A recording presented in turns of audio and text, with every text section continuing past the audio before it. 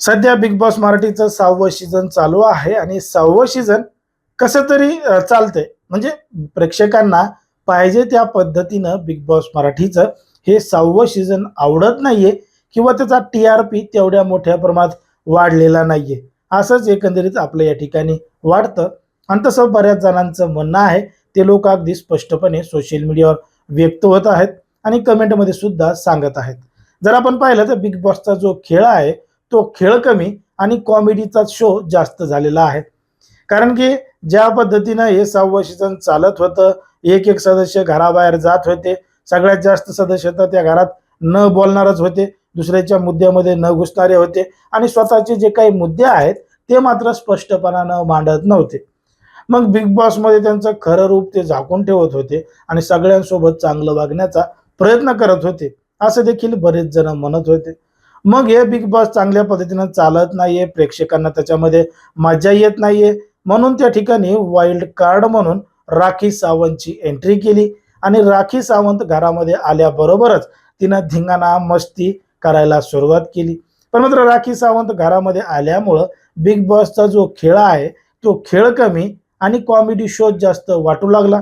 कारण की ती ज्या पद्धतीनं कॉमेडी करत होती, इतर सदस्य, इतर कलाकार तिच्यावर ज्या पद्धतीने हसत होते किंवा हसत आहेत, हे सगळं पाहून आपल्याला वाटतंय की बिग बॉस मराठीचा हा खेळ नसून कॉमेडी शो झालेला आहे. मग आता या 7व्या आणि 8व्या आठवड्यामध्येच त्या ठिकाणी अजून 3 वाईल्ड कार्डची एंट्री केलेली आहे.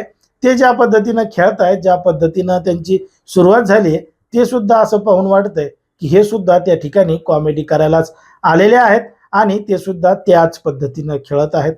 म्हणजे ज्या पद्धतीनं सुरुवातीला घरामध्ये आल्याबरोबरच ती जी संस्कृती साळुंके आहे, तिनं स्वतः तिची चावी जी इम्युनिटी पॉवर असते, ती थेट विशालकडे देऊन टाकली आणि ती कशा पद्धतीनं खेळतीये, हे खेळ तिने त्या ठिकाणी दाखवून दिलं.